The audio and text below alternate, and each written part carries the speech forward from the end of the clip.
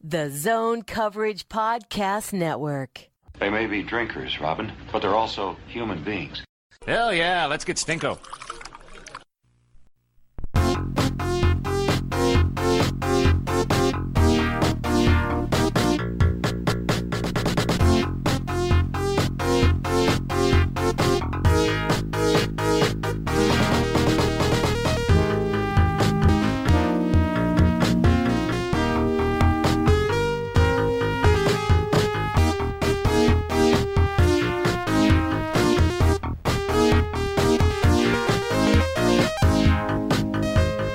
Sunny but also gloomy state of hockey.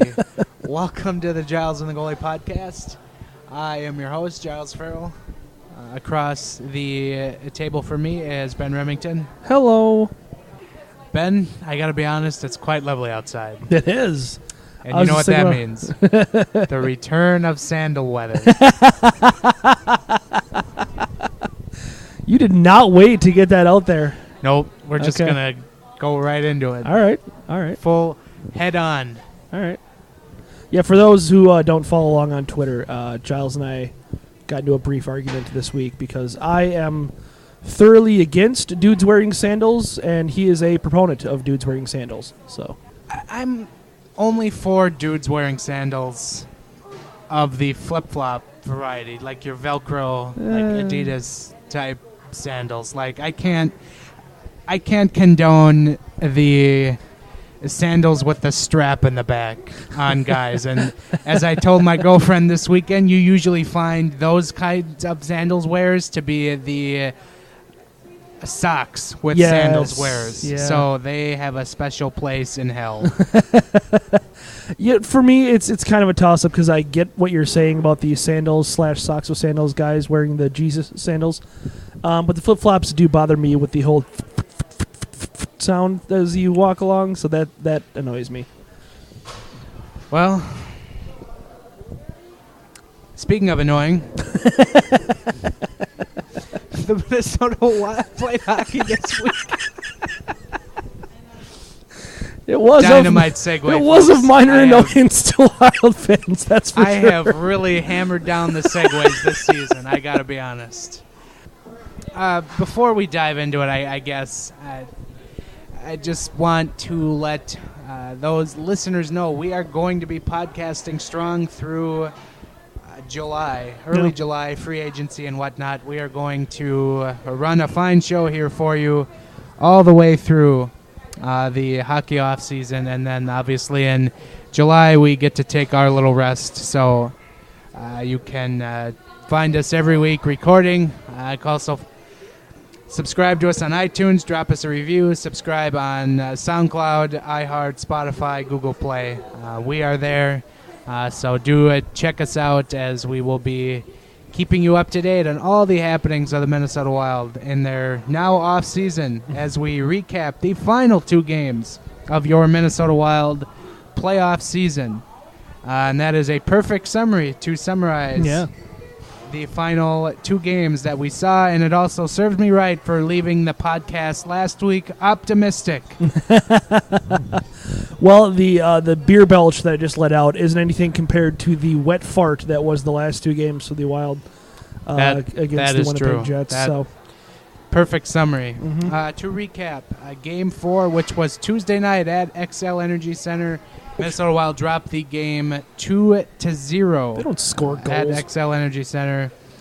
A very strong rebound performance from Connor Hellebuck after laying a dud in Game 3. Mm-hmm. Mark Scheifele scored both goals for the Winnipeg Jets.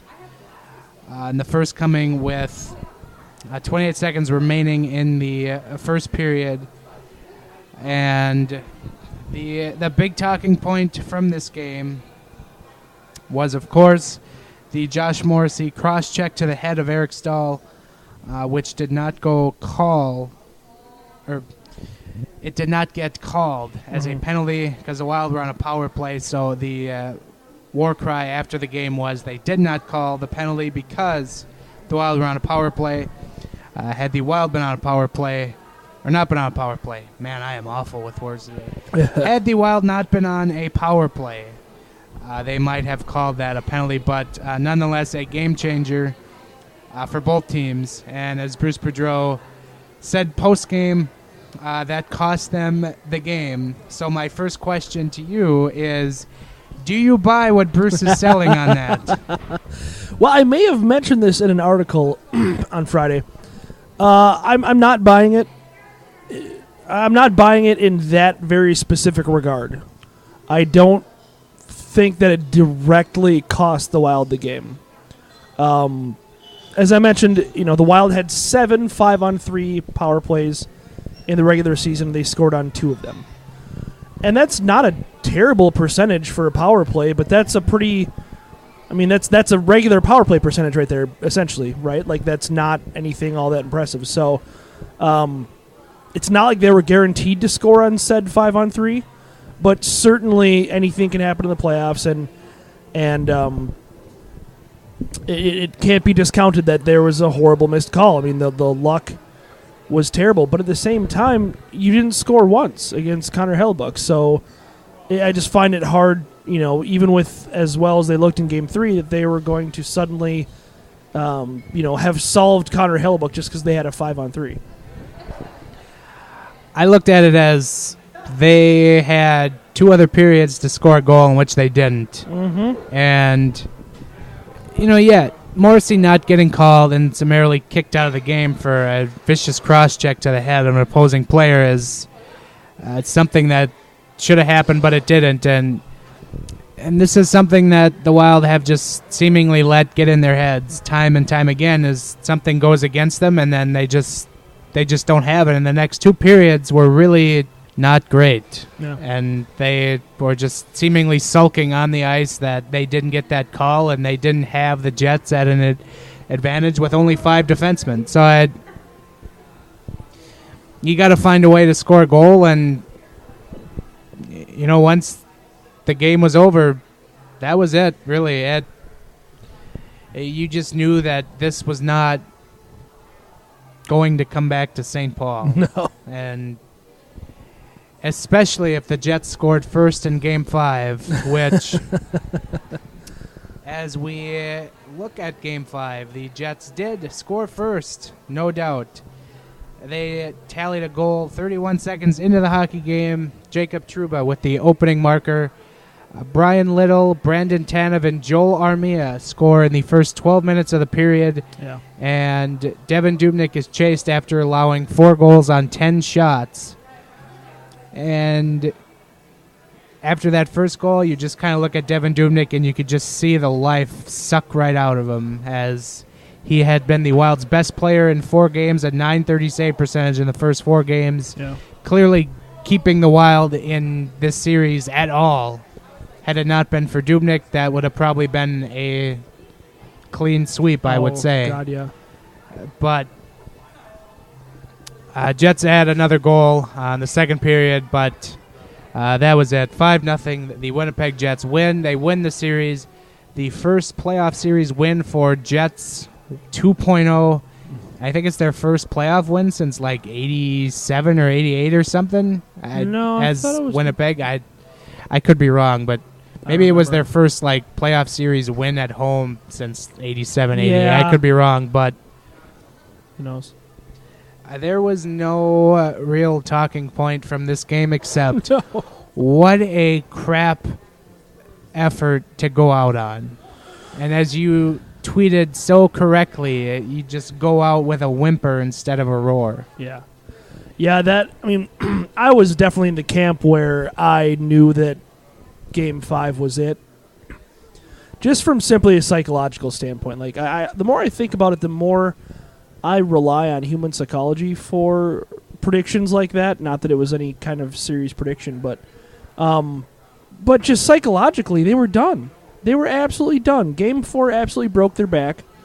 And the whole whining about the non-call thing just kind of led into that. It keyed you into that's how much it broke their back. And so then they come out and say what you want about the first goal. You can call it soft. I'm probably fine with that. But it just the lack of defense even attempted in any of those 4 goals It was absolutely absurd. Like, there was 2 deflections that Dubnyk could do nothing about. And they were really good deflections, too. They weren't, like, subtle changes. One was, from a mile out, but it changed the puck direction probably about 5 feet. And the other one, the guy, like, sideways bunted from beside the net. So, just the lack of defense being played. And then the other 2 shots, they just let a guy walk right in and just take a point-blank shot on Dubnyk. And it's like, you can put those on Dubnyk. I'm sure he wants those ones back. But, that's like yelling at someone for allowing a wide-open three-pointer and, like, being mad at the rim for not blocking the shot. It's just like, it's going to happen when you let an NHL player get a wide-open shot from, 10, 15 feet away. They're probably going to score, like, pretty often. So it was just, as you mentioned, a horrific effort and just flat out embarrassing, really. And if you need any more evidence that things need to change in a drastic way, that Game 5 was lock, stock, and barrel. That was 100% your sign. I wrote about this, and we'll get into this later on Zone Coverage, but the quotes out of the Wild locker room after the game were telling. Very, very something. And if you look at them a little more closely than standard hockey speak, as I talked about, you find Charlie Coyle kind of saying, maybe we're not that good. And Mikko Koivu was saying basically a plea for help from the general manager to make this team better. Right. Especially him, a guy who's been around here forever, and he wants to have some sort of meaningful playoff run before his time runs out with this team. That was bad, and I guess fortunate enough to not see this game. I watched it back later, but when Bob Kurtz and Tom Reed are on the radio and they are defeated, you've done bad. Yeah. When those 2 guys are basically like, yep, this is it, that's bad. That's telling. So I guess that's my takeaway, because you listen to Bob and Tom and they're full of life, essentially. So that's bad. Yeah, I listened to them in the first period as well on the way to my Friday night out, and it was exactly how you put it. And then I rewatched the game on Saturday afternoon, and I caught the Canadian telecast, and they were just like, they had an immense amount of pity for Devan Dubnyk because, as you said, even Coyle said they absolutely left him hung out to dry. They basically didn't stand in anybody's way, and then they also had, I think, an immense amount of pity for, and an immense amount of, awareness that the Wild didn't show up for that game. That it was, that game was very much one-sided because the Wild didn't even make an attempt to make it two-sided.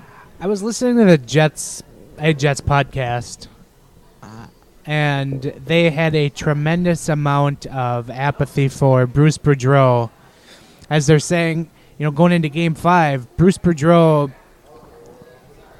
is only able to put Ryan Murphy and Kyle Rao into the lineup right. to try and spark this team. And, no disrespect to those players, but if that's what you're going for to try to do something, then that kind of shows, he didn't have a whole lot to work with in this series. And I don't know, I'm probably going to write about this week, but Bruce Boudreau is not a problem on this team, and should there be a change at the top of the hockey operations department, it's not in their best interest to let him go, because I think he wasn't exactly given the fairest of shakes this year, and injuries had a lot to play with that. But I don't know. I don't blame that series on Bruce Boudreau, and after last year and not really any major personnel changes, you're pointing your fingers at the top. Yeah. And that's where they need to be at this point. Well, there was personnel changes, just enough to sabotage them, essentially. Enough to cut the depth out from underneath this team. And, I think back to yesterday I watched the Capitals Blue Jackets game, and I saw the presser with Torts, which lasted about 17 seconds. And he's delightful. Isn't he? And they said, a reporter asked, what are you going to have to say to this team to get them motivated for this game? And Torts, as much as we think he's a goon, said nothing. I shouldn't have to say anything to this team to get them motivated right now. I mean, it's Game 6, it's do or die. Like, he didn't even say all that. He just said nothing. I shouldn't have to say anything.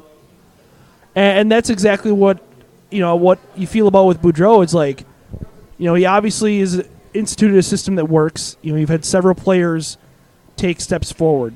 And from a motivational standpoint, I don't think it's on Bruce, even though they didn't show up for Game 5. Like, it'd be really easy to pin that on the coach, be like, oh, they weren't motivated.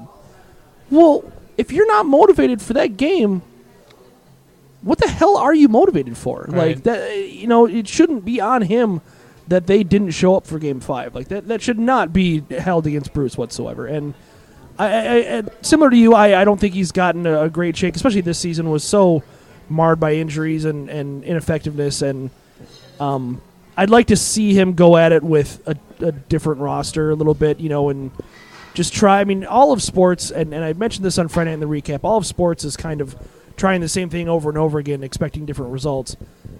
It is insanity, but that's sports. But, it's all about finding those small changes, those small tweaks, or medium tweaks even sometimes, or big tweaks even sometimes, that make the combination slightly different. And that's how you win. So I'm interested to see if he can get that combination and if he can win with a new combination. So before we dive into the now off season that is so rapidly upon us, Yeah. do you have a player who stood out to you as most disappointing? We could name off a lot, but is there one above the rest that really stuck to you as, that was very disappointing? In the playoffs or in general? Playoffs only. Okay. I think the low-hanging fruit are easy ones. Coyle, Zucker, those come to mind right away. But Eric Stahl didn't score much either, and that's maybe disappointing in just from a pure expectation standpoint. Like, after the season that he had, 42 goal scorer. He did end up scoring in the 6-2 route, but he didn't have a point in any other game, I don't believe. And it's disappointing. I think Koivu led the team with 4 points, and Parise was second with 3. And we didn't even talk about that. Yeah. Zach Parise was out Game 4 and Game 5 with a fractured sternum after it was announced before Game 4 that he would not play. He'd be out week to week, as the team said, and that was also just a crushing blow to this team's mentality. Yeah. Yeah, it was definitely, the wind came out of the sails with that for sure. Before we dive back to the disappointment, I'll just say on Parise, it like Suter, would it have helped having him in the lineup? Yes, but would that have made the ultimate difference in them winning or losing? I don't think so. Yeah. As we said from the get-go, the Wild were pretty doomed in this series against Winnipeg, who's just too fast, too skilled, just too much firepower to overcome. And so. But back to the disappointing player, Jason Zucker was my player, and he scored 30 goals this year, and he had pretty good line combinations all season, and Boudreau was trying to shuffle the lines around to get anyone going in the hopes of getting some kind of offense from him and, as you said, Coyle and Niederreiter, who all three were held scoreless in this series. But to further the point here, Jason Zucker was averaging 2.7 shots per game in the regular season. And in the postseason, he only averaged 1.6 shots per game. Yeah. So not only was he not getting on the score sheet, his shooting at all was just down significantly. Well, it's hard to shoot when the puck's in your own zone the entire time. Yeah, and so, maybe to that point, we're kind of missing the forest for the trees here, but maybe the most disappointing part of this whole series is that the defense that we thought was good was one Ryan Suter injury away from getting absolutely ragdolled by, granted, it's a good team. This is one of the best offenses in the NHL.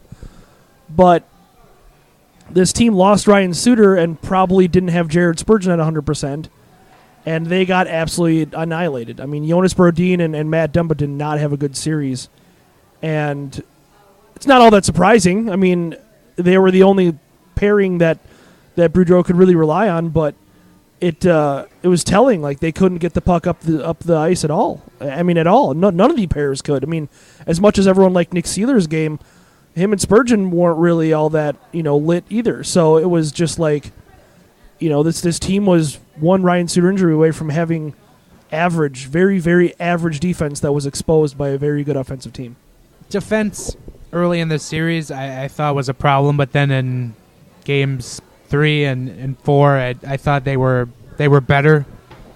But then, in game 5, you just throw that out the window, because as soon as the Jets had 2 goals, that was it. Yeah. I mean, Michael Russo tweeted 2-0, and then he puts adios. Right. That's all you need to say. Right.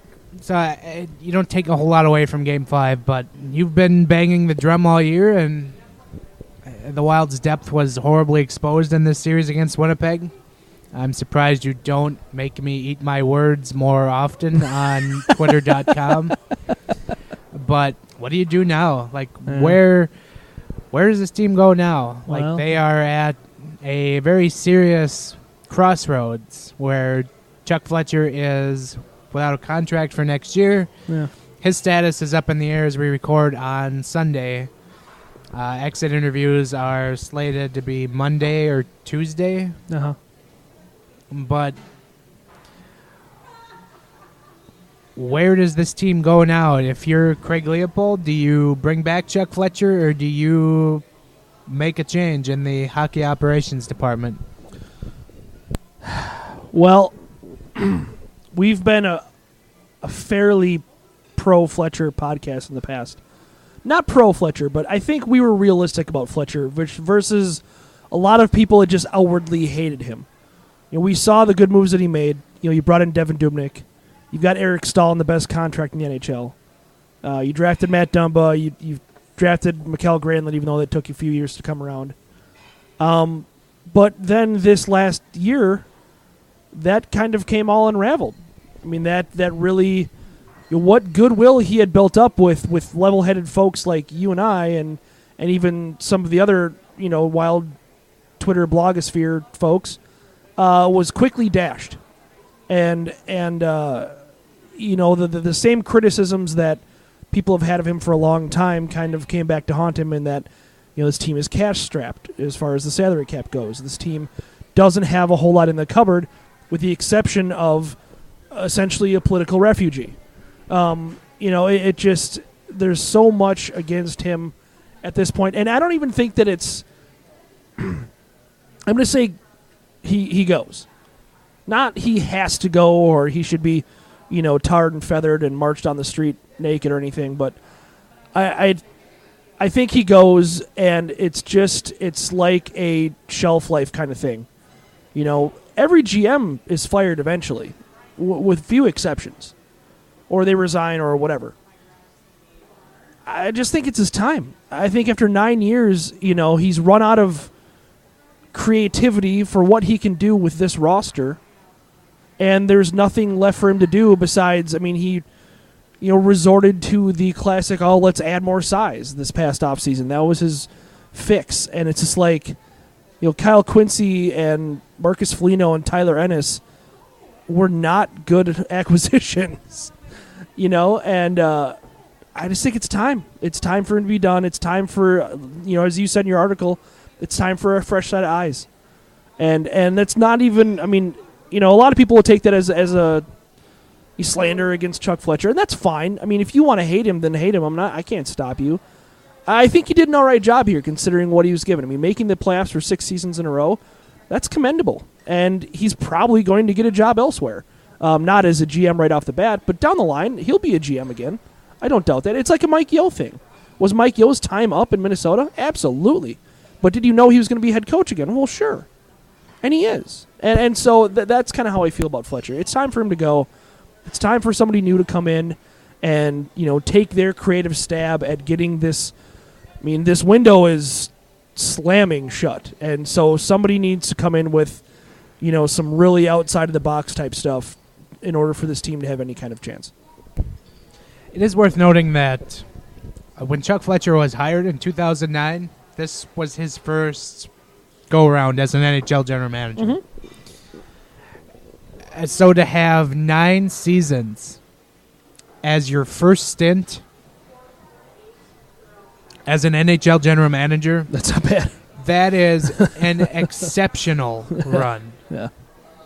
Albeit, he did not get the results he wanted. But when you have 9 seasons at your first stab as a GM in this league, which sees more turnover than most others, Comical turnover even. you have to feel pretty good about yourself. And I've always wondered, and I've said this many times on this podcast, if when Chuck Fletcher was hired, if his original plan for the Wild was to just strip it all down and rebuild, or if it was to just try to stay competitive and rebuild on the fly, which obviously was the latter. He just kind of did a rebuild on the fly and kept some players and kind of kept the team relevant, but they never were terrible enough to get the really high draft picks to get the impact players that this team sorely lacks in the playoffs. Mm-hmm. And as I said in that article on Zone Coverage, you find more joy in reading a weather report that says 18 inches of snow are about to be dropped on your doorstep than you do reading the Minnesota Wild postseason results in the Chuck Fletcher era, especially on the road. And since they beat the St. Louis Blues in 2015 to go on to the second round of the playoffs, the Wild postseason record has been abysmal. And that's where they've lacked this game breaker that they need. Sure, they might have one sitting over in Russia, but that's not happening for another 2 years. This team is in need of a culture change. Bruce Boudreau, I will argue, has almost overachieved with this roster for 2 years now. Sure, he's really good at getting 100 points and being up there in the standings. But for a team that's gone relatively unchanged for now 5 years, Bruce Boudreau has overachieved, and his crowning achievement, I will argue, has been the fact that they did not swoon this year. Yeah, no kidding. So with a roster that maybe with anyone else is probably otherwise not doing anything relevant, Bruce Boudreau has probably propped up Chuck Fletcher more than what he should have been. And I'm also in that camp that it's time for a change. 9 years is a good run, but you need someone with fresh eyes to come in and make the moves that need to be made, because Chuck Fletcher's fault, one of Chuck Fletcher's faults, have been that he is probably too loyal to his draft picks. Yeah. Jonas Brodin, somebody who seemingly had a lot of trade interest last summer, was protected and then summarily not moved. And yeah, that looks great this playoff season when Ryan Suter went down, but it still did nothing. Right. There was nothing. His handing out long contracts to fourth line grinders is a fault. That the constant having a buyout on the books was a podcast episode title, for Christ's sakes.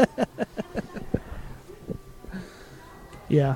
It's really difficult for me to advocate for a full-on change like that, just because with all the other positions that get switched out, and something I do wonder is if Chuck Fletcher is let go, what happens to the analytics department? And that was a point Evolving Wild brought up on the Hockey Wilderness podcast a couple weeks ago. It worries about what happens to the analytics, the War on Ice people, who maybe don't overly have a big voice, seeing the Pominville trade to Buffalo this last summer, but you kind of wonder there. But I will say this was a very long-winded answer, but I will say that it is time for a change. And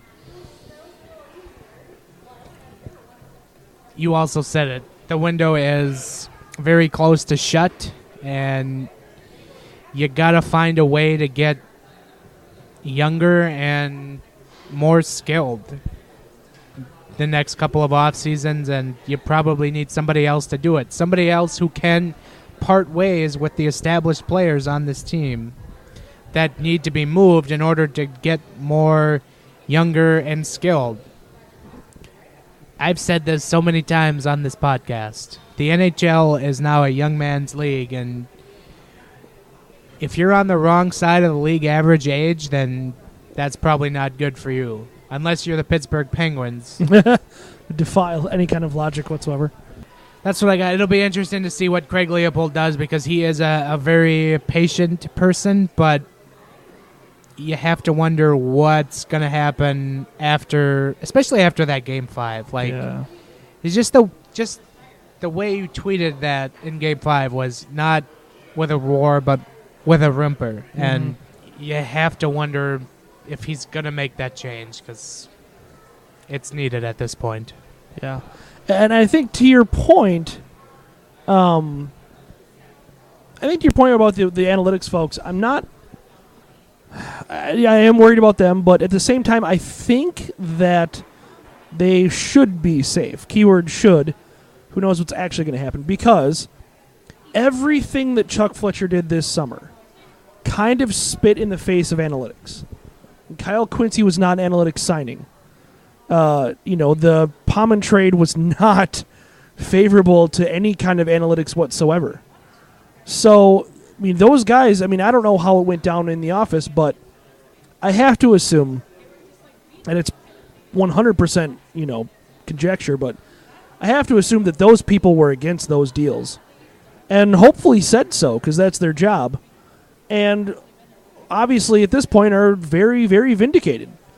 And so, I think that their hiring had to be approved by Leopold, I'm assuming, because that's some more, overhead salary to take on. It wasn't just Fletcher's idea and he okayed it and end of story. So I'm hoping that Leopold has some... He obviously sees value in having those people. And the fact that his GM didn't use them has to be kind of frustrated and might be a reason why he ends up gone. Because, you hired these people at God knows how much money. Hopefully they're getting paid well.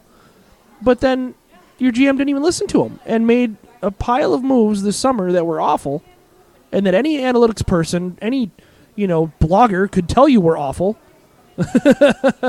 And, that's what happens. Like that, when that happens, you get fired. Or you don't get your contract renewed, or however you want to put it.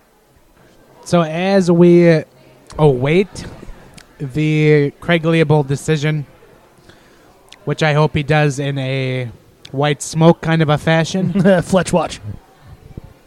Yes, Fletch watch. Hashtag Fletch watch. Something else I wondered after Game 5 of not only Chuck Fletcher's future, but who has played their last game in a Minnesota Wild uniform? And now I ask this with the exception of Matt Cullen and Tyler Ennis, who are seemingly destined to be done anyway. So I will ask, besides those two players, who on the Minnesota Wild roster do you think has played their final game in a Wild uniform? It's a tough one. I think an easy answer is Coyle, and a lot of people are pointing towards that, but I'm on the side of I'm not 100% positive because his value couldn't get much lower right now, I don't think. And so that makes it kind of tough for me to really get all behind dealing him for whatever spare parts a team would give us. I think Jonas Brodin is an interesting name because there's still plenty of left-handed shot depth. I think the emergence of Nick Seeler might be the might be the death blow to Jonas Brodin's time here. Or it could be a guy like Nick Seeler. It could be a guy like him or even Gustav Olofsson. I think one way or another there's going to be some left-handed D off of this roster by the end of the summer. It just depends on who is actually at the helm and what their intention is. I mean, I think that the new GM might not have the leverage and the power and the wherewithal to completely flip this roster the way that a lot of people would like. But Brodin. I think Coyle's an easy name, but I'm not really sure about it. I think Eric Stahl's a distinct possibility. He's got 1 year left on his contract. There's going to be a lot of hubbub about him not re-signing or re-signing or whatever. So I think if you make the decision that the new GM or Fletcher makes a decision that they're not going to re-sign him, then it turns into a question of, well, do you maximize the value you have in him by getting something out of him now? Because you can. He's got a no-trade list that's, I think, 10 teams or 15 teams. So it's entirely possible to move him.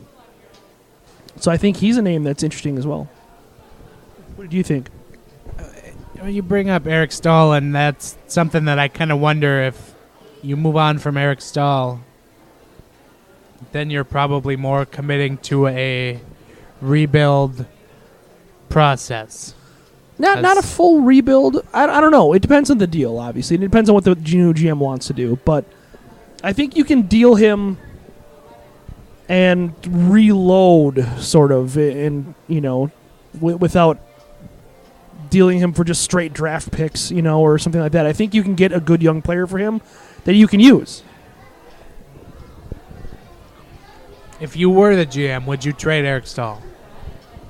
Well, I mean, it 100% depends on the return. If you decide that you're not going to re-sign him, and you'd have to have some talks with him and see where he's at on that. Obviously, he has some talks with his camp. But I think at the end of the day, there's just no way that you're going to be able to give him the money that he wants and the term that he wants. He's earned himself an incredible pay raise. I mean, he's probably going to be a $6-7 million player with his next contract. So, or do you just let the next year play out and hope that he does worse so you don't have to pay him as much? Like, that doesn't necessarily make a ton of sense either. So I think if you're doing your due diligence, if you're new a GM taking over, I think you're having conversations with every GM around the league. And I think you at least listen. You listen to offers. And if something tickles your fancy, I probably would hang on to Eric Stahl, and I say that kind of begrudgingly because I get it with trading him, but the player that I wonder if, say, a fresh face comes in and would be looking to move someone with value, and that would be Jason Zucker. Yeah. He's an And RFA. I say that with the exception that I would not like to see that, but that is something that you could do. He just came off a 30-goal season. He's an RFA. He's going to get a big contract. He's got value. He's got speed. But will the Wild be able to fit what he's looking for under the salary cap? And somebody out there could probably use a 30-goal scoring winger, and you could definitely get some good assets in return for it. We could even get Adam Larson for it.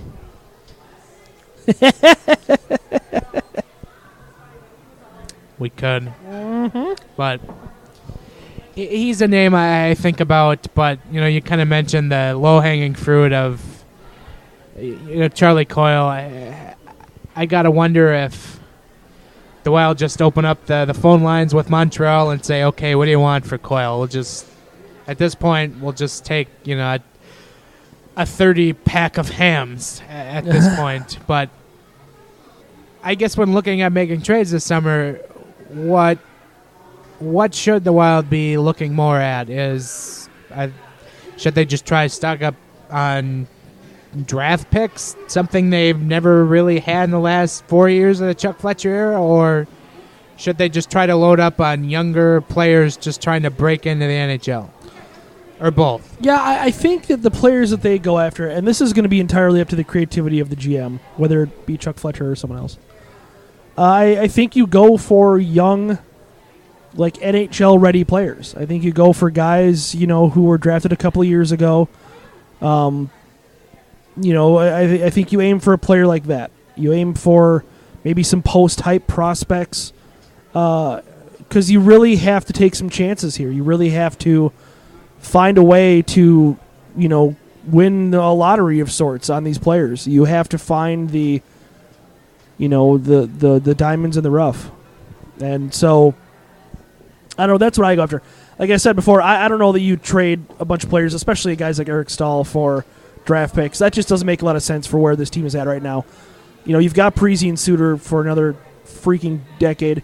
I think that you have to go for it. You have to keep going for it. You can't burn it down and do a complete from the bottom up rebuild right now, because there's too many players that are locked onto this team that, quite frankly, are just too good. This team isn't going to be that bad. This team isn't going to be tanking, top of the draft bad with Koivu, Parise, Suter, Dubnyk, Spurgeon, et cetera, et cetera. This team isn't going to be that poor with those players. So it's going to be really hard to do a complete ground-up rebuild. When I look at the Wild offseason, as you've got to find a way, as I said, get younger and more skilled. The Nashville Predators are not going away anytime soon. The Winnipeg Jets are not going away anytime soon. The Colorado Avalanche are a team on the rise, seemingly, and they could certainly make some bold moves this summer to get even better. The Dallas Stars are going to figure this out at some point, while they have Ben and Sagan. At least you think they are. The Blues, well, I don't know what to think of the Blues, but fighting Yos. The Chicago Blackhawks, someone always bails out Stan Bowman, and the Chicago Blackhawks find a way to get better. They didn't necessarily do that this last year, but you think it can't get really any worse. No. And you get Corey Crawford back healthy, that guy's a Vezina candidate, and so they'll be back.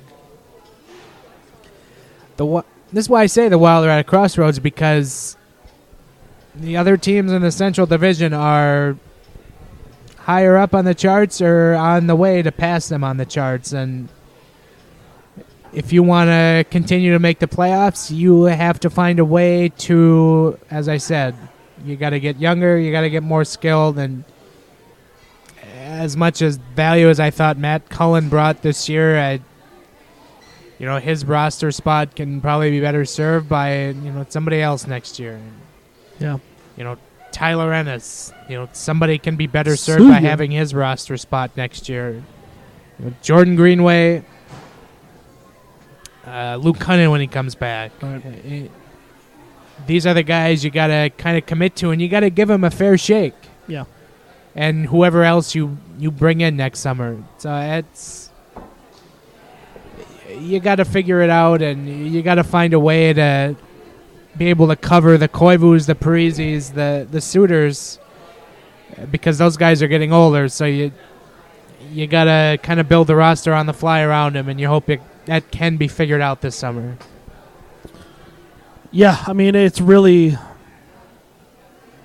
you hate to say it, but it's kind of an exercise in futility, but they need to do something. I mean, they need to change something, the way they're going at things. So it's really, this is where NHL GMs prove that they deserve to be NHL GMs. Otherwise, quite frankly, what separates an NHL GM from you and I? If we can sit here and say, well, they can Money. do right, they can make this move and that move and this move and that move, and they'll be fine. Well, good NHL GMs make moves that even, folks like us or even the Michael Russos of the world, that even they can't see coming. And so that's what it's going to take. This next GM is making a move like that, making a move that nobody sees coming but makes this team better. I mean, nobody saw Artemi Panarin for Brandon Saad coming from either side. But there's no doubt about it made the Blue Jackets a lot better. And there's a million examples of trades like that. I mean, and they don't all necessarily involve Peter Chiarelli. So, there's some hope there. Pick up the phone with Edmonton. Just do it. Hey, they're desperate to make the playoffs, and we've got some players that can help them make the playoffs, and just throwing it out there. All right. On to our Bruce Boudreau quote of the week. Hi, this is Bruce Boudreau. I don't see how in Toronto that they're calling it, unless it's a guy they just pulled in off the street that hasn't seen hockey before. If I were the fans, I'd be booing even more, because that, they pay good money for this. If you want it, don't just think you want it. Go out and f***ing want it. The Bruce Boudreau quote of the week comes after Game 5's defeat, ending their season. And the coach said on the pulling of Dubnyk, obviously it was not a good week for quotes from the head coach. So Monday might be, actually, but we'll see. We'll see. Boudreau said on Dubnyk, and quote, I went in there after the first period and said to everybody that this is not on Devin. He's been on a rock all year, and we let him down a little bit. It's a perfect summary of the game, the series. Yeah, so. Yeah, it's sad when it comes to that, but that's exactly how it went down. How many times in a playoff series, when you say your goaltender was your best player, do you win the series? A lot. Well, I think back to Jake Allen, but it's rare. I think there's a lot of times where goaltenders can win a series being the best player on their team, but there's also a fair amount of examples like Dubnyk where, he's just holding on for dear life, and that's basically what we saw to him this series.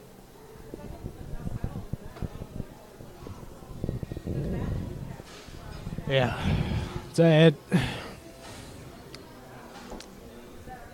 the Wild finally get great goaltending in the playoffs from Dubnyk in the last 2 years. Not just this year, last year too.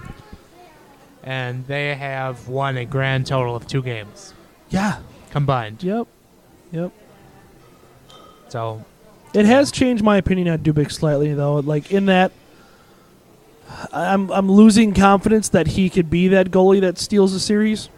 Because I've always believed that. I thought that he could at some point, and maybe he still can, but I think what we've seen out of him the last 2 years is just kind of who he is. He's going to play well, but he's not going to stand on his head to the tune of a .960 save percentage and win games single-handedly. But, make no mistake about it, he played well enough to win. So, it kind of is what it is. Weekly wager. What's your bet, sir? Ah, yes, the bet. Okay, what the hell? It makes very little sense to bet when you cannot win. Well, Ben, here we are. As you laugh, similarly to the Joker. We are free of blizzards. We're out in public. Yeah. And we are about to pay off the season-long bet. Yeah. That took place on this podcast. For those unaware, at the beginning of the year, Ben and I bet on the Minnesota Timberwolves making the playoffs. Ben took the Wolves making the playoffs.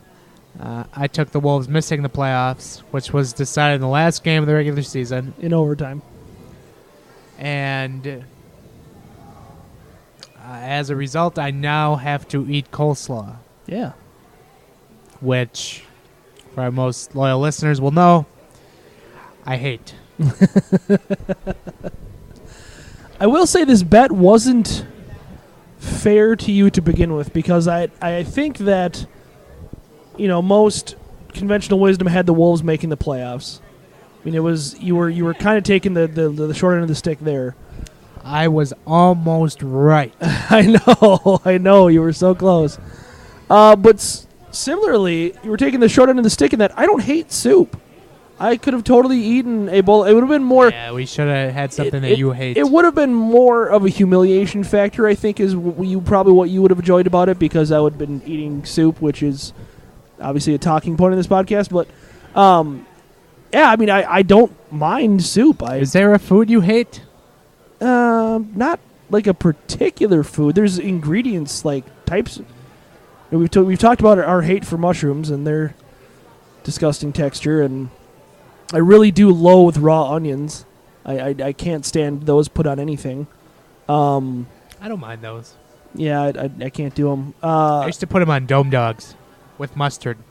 Yeah, I can't do it. Like they're so overpowering. That's all I taste is onion. But yeah, there isn't like a food that I will not. I mean, I guess fish. I don't like fish that much at all. I'm not a big fish guy either. Good thing you're going to Seattle for a couple of weeks. Yeah, no kidding, right? I mean, the salmon's good. If you get salmon cooked right, it's actually pretty good. I'll give it that. Like for me, like I don't hate salmon, but I'm like, I'd rather not. Like I'll eat it if that's my only option, but I'd rather not. And whitefish are good if you deep fry them and cover them in butter, but I mean, what isn't? So. Yeah, exactly. That was my dad's recipe for anything that didn't necessarily taste good. Let's get some butter going. Throw some butter on it. Yeah, I hear you. All right, so yeah, I guess while we wait for the slaw to arrive, we had a bet this week as well. In that you thought Game 4 would be a blowout. I thought it would be close. It was close. So I'm enjoying a free Grain Bell Premium compliment of Giles right now. I should have just brought you one from the fridge at home. Yeah. I think they frown on that here, Giles, no matter how regular you are. Yeah. I wouldn't fly, even with me, even my special status here. Yeah, we did bet this last week on Game 4 being close. Yeah. I had blowout. You had by a goal, not counting empty net, and you won. So. Yeah, I was working on the formula. The Wild always get that heartbreaking home loss. And I don't know, just the way that series was going, I didn't see a blowout. What do we want to bet on this week? Well, I think that Caps and Blue Jackets are careening towards a Game 7. What do you think? Do you think they're careening towards a Game 7, or do you think Caps can finish it in 6? I don't. Yeah? All right, so then the question is, you being the Caps apologist that you are, do you want to take your team, or do you want to hedge your bets and go against your team so no matter what you win? I'm willing to give you either. I feel fairly confident in either. I just feel like at this point that Washington's going to win Game 6. Like, they're just on a roll, and all right, I think they're going to go on. They'll go on to the next round, and then they'll just get stepped on by the Penguins again. This isn't new, but before I forget, like this week we were kind of going on about teams that have been kind of screwed by the playoff format. And yeah. You brought up the Wild. And, man, Columbus is a team that just should be crying wolf about this, but nothing will happen. And as I said, Toronto's going to lose this series, and then they're going to complain, and then it'll go back to 1 versus 8 in the conference format because Toronto complained about it. Right. So, but yeah, no one got screwed harder than Columbus last year, who was literally like the 3rd best team in the league and had to play the 2nd best team in the league in Pittsburgh, I believe. So I say that Washington should win Game 6, but from a bettor's perspective, I think I'm going to have to go with Columbus. Like, I have no faith when I say Washington. So I'll take the BJs in this one. Yeah. Well, that's fair. I really do like Jamie's bracket where Washington finally gets past the second round, only to lose to the Leafs in the Eastern Conference Finals. We'll have a bracket challenge update this week. So crushing. When she sent me her bracket, I sent you a text. I said, "Good Lord, this bracket's good." Albeit it had the Ducks winning it all, which I didn't think was out of the realm of possibility. Apparently, same but here. It was a good bracket. So we didn't have many things that were different, but yeah, no, it was good. What should we wager? Well, I'll be on the road next week, so... So, dinner at the Space Needle? I'm just kidding. Meet us out there? Sure. Yeah. Yeah, I don't know. Okay, fine. The loser has to eat the fried mushrooms here. Oh. Okay. All right. Yeah, we can do that. We'll just make sure that the girlfriends are here because they'll eat the rest. Yeah, that's true. They will. That's a good point. All right, there you go. I got Columbus. He's got Washington. Loser gets to eat fried mushrooms. So come Monday night, I'm going to just be staring it down. Yeah. Okay. We did have one Jersey team left this year. So one last Jersey segment. Here to start the third period. What team is this? It's not Team USA. Well, yes, it is. They've got on new uniforms. They're wearing the logo of the Duck. I've never seen this before. And the jersey of the week, the final week, we preview third jerseys for next year, is the Chicago Blackhawks. Obviously, they have the very traditional red home jersey, white road jersey, something they've had forever. Maybe withstanding the toilet seat cover collar that they were given by Adidas. But if you're looking at a third jersey perspective, where do you go if you're the Chicago Blackhawks? Do you even have one if you're the Chicago Blackhawks? Well, we've seen from their 20 outdoor games that they kind of are out of ideas. I don't know. I mean, they could go black. I think that's as much as we hate teams as doing that by default, I think for them it works all right because they've done it before and it wasn't a terrible look. I don't think they stray from the crest they're using now, though, and I don't think they should. No. So, yeah, I mean, black is really their only option. Otherwise, they'd have to go with something really out there. I mean, they'd have to go with a red jersey with something drastically different, which I can't even think of, what they could possibly do. So I don't think they have a whole lot of options besides going with a black jersey, unless they wanted to, I don't know, incorporate the Chicago City flag, or if they wanted to somehow pay homage to some other historical team that had a slightly different design or whatever. I don't even really know, to be honest. So I don't think they have a third jersey, quite honestly. I think they go Habs style or whatever, and I think they skip out on the third jersey for quite a while until they come up with something that they like, because it's not like they need to. They sell enough jerseys as it is. I mean, Patrick Kane is still, for some reason, the most marketed player in the NHL, and we can't figure out why. So, adding a black jersey, maybe that's a worthwhile cash grab for them, but I don't think they need to. The NHL will take their promotion of Patrick Kane one step further, and they slap his face as the crest on a black jersey. Oh, God. They have made... Have you seen that picture where his face is like when he had the side cut mullet going? They made his face into the Blackhawks logo. Oh, God. That's a thing. I can't. No, you're dead on here. The black jersey should be one that they roll with, one that they can pull off, but otherwise, you don't really need to. So So that does it for the jerseys this year, and I guess we'll see what we can come up with for next year, and we'll have some jersey news this offseason, as you know, a lot of teams are going to have their jerseys next year, and hopefully the Wild will be one. So, as Ben shows me the Patrick Kane Blackhawks mashup logo. Oh, it's so bad. So we'll still be here to bring you the jersey news as it is. Yeah, we need to figure out something next year. I have some ideas. I have ideas. All right. Be afraid.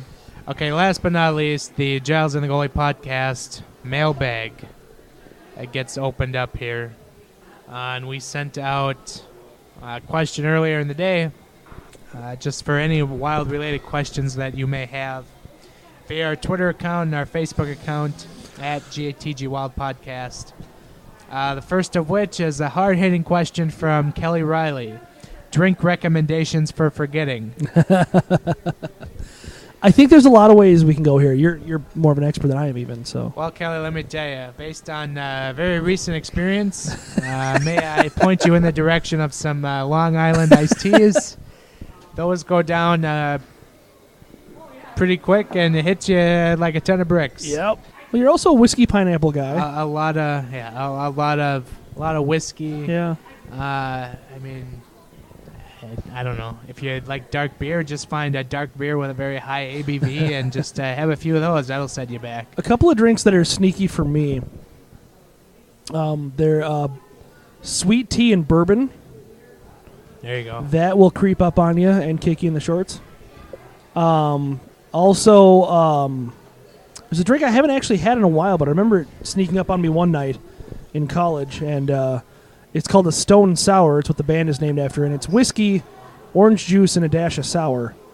And if you mix those properly, it's kind of like in a Long Island where you don't even know that you're absolutely S-faced until you're S-faced. And then my standby, my tried and true favorite, is the Creamy Sailor, which is cream soda and Sailor Jerry's. And, what are you making that face? It's absolutely delicious, Giles. Oh. Try it. Get Sailor Jerry's is cheap.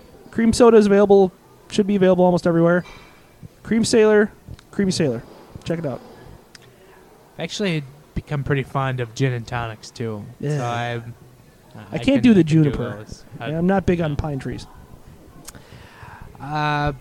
Before we just spend the rest of the show talking about what alcoholics I am, another one from Kelly Riley. What is your honest off-season dream scenario? Trades, acquisitions, firings, hirings. Phew. How much time you got, lady? Yeah, we could do a special show on this. Dream scenario is we trade rosters with the Winnipeg Jets. But I mean, in all seriousness, we said, both of us think it's time for a new GM. I think that's exciting in and of itself. From there, I think probably some changes are made. Probably not, hopefully not at the coaching level. We'd like to see Boudreau stick around. We're both in that boat. And then from there, there's lots of players out in the league that we like, but it doesn't necessarily mean, I don't think the Wild are trading for Eric Haula back. I don't. Hey. I don't know the Wild are trading for Nick Bjugstad. I don't know that the Wild are trading for other various Gopher centers. So I don't. I think the new GM thing is so exciting that the possibilities are literally endless, and I'm just kind of looking forward to seeing where that goes. To be honest, dream move this summer is the Wild smuggle Kirill Kaprizov out of yes, Russia. That is, God, my bad. That should have been the top of the list. Good Lord. Somebody, you've got... He defects. You go to a dark shipyard and Mikko Koivu's got a crowbar, pries open a wooden crate, and you've got a crate full of straw and Kirill Kaprizov sitting there drinking vodka. Next question from Alec. Is there somebody that is able to make the power play more efficient? Yes. Kirill Kaprizov. I was going to say Andy Burnett as a joke, but their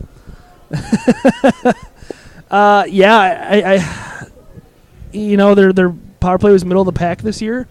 I think it's I think it's a roster problem more than it's a coaching problem. I mean, I think that it's a little bit of both, but I think that a lot of Wild players, and you probably feel this way too, are so predisposed to pass.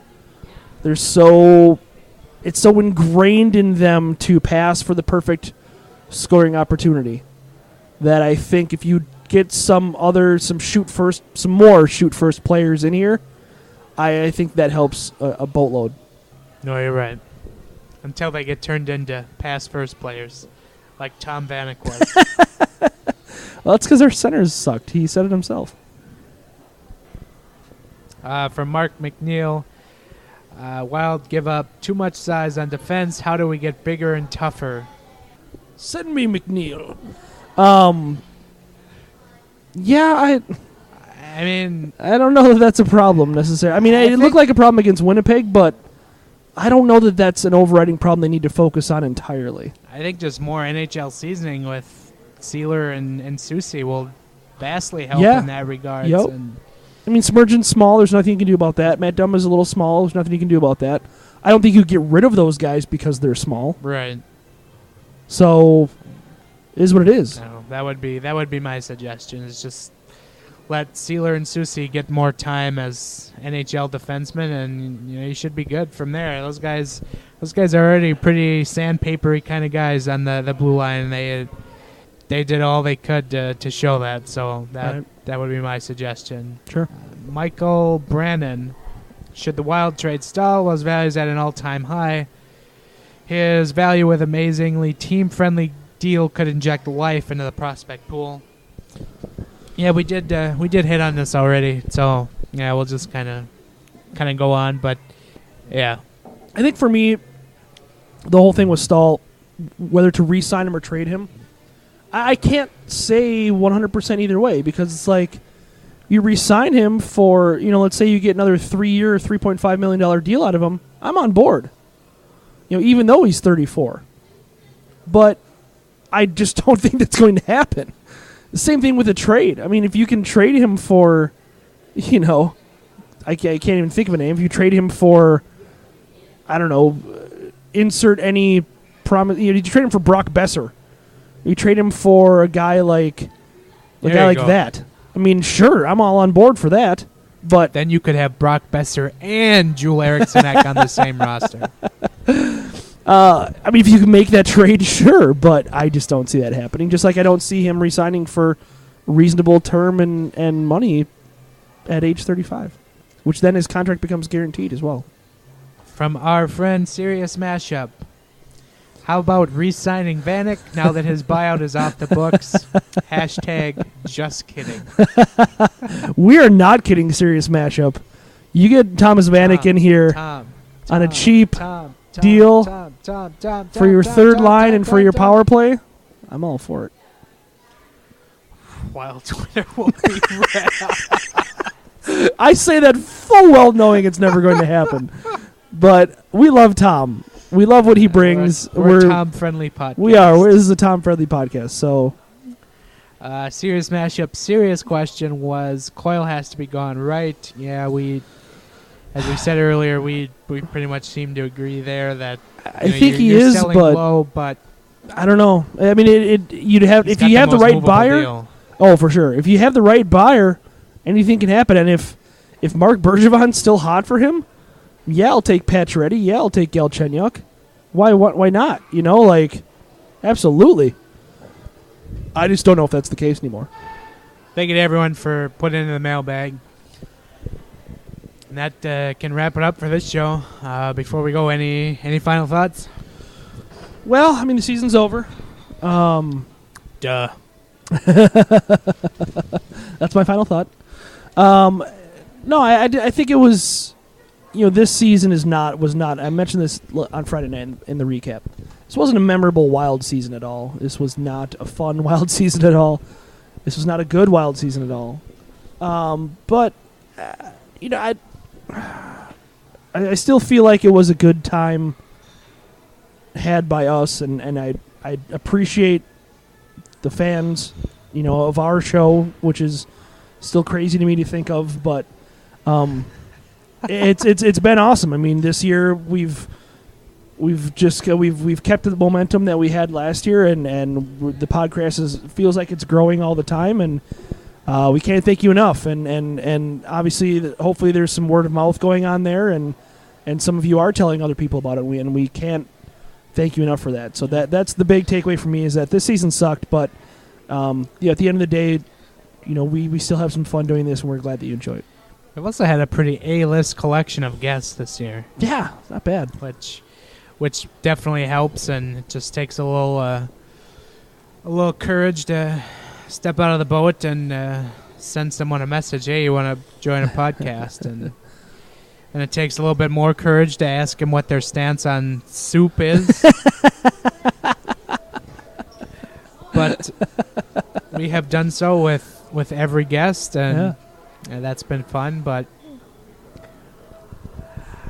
my final thought is, I guess a thank you. Ben kind of thanked all our fans. Well, I will thank our significant others as we close the show. No kidding.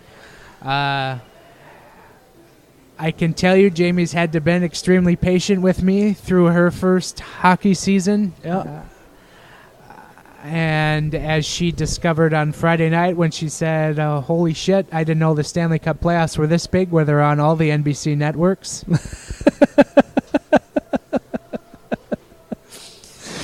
But putting in all the work that you and I do on the show and our YouTube channel takes a lot of time, and so it takes very patient ladies behind the scenes to deal with our crap that we try to put out there. So I thank them both, because it's saint work, especially me. I got a lot of issues.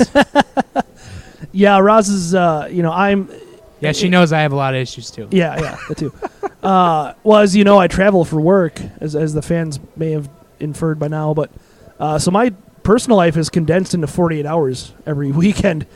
And to take away a solid 3-4 of those hours, with commuting around and recording the show, it's a tough ask. So a lot of weekends where, we've got other stuff that she wants to do and other stuff that we should be doing, and instead I'm doing this. So somewhere in there you have to plan a wedding too. Yeah, well, we're getting around to it. Yeah. So and they'll probably be on at some point later in the off season when we run out of things and guests to talk about and too. So they'll come back on and they'll roast us, and they'll probably gross you out with a nursing story or two. Oh God, yeah. We love that. So right. Yeah. That can wrap it up, I guess. You can follow Ben and I on Twitter at Ben Remington, at Giles Farrell. Our podcast Twitter account is at GATG Wild Podcast. Facebook.com/GATG Wild Podcast. We also Instagram. You can find our otherwise fine show on iTunes. Again, leave us an iTunes rating. Subscribe. We are on SoundCloud. We are on Google Play. We are on iHeartRadio. We are on Spotify. We are everywhere. Please find us out there. Ben and I do write for a website called ZoneCoverage.com, where we will be following the Wild off-season there. ZoneCoverage.com/wild. We'll start looking at NHL draft and who the Wild could potentially pick in the first round if they don't trade that pick away. So a lot of fun stuff coming ahead. So with that said, we will talk to you next week for episode 150. Later.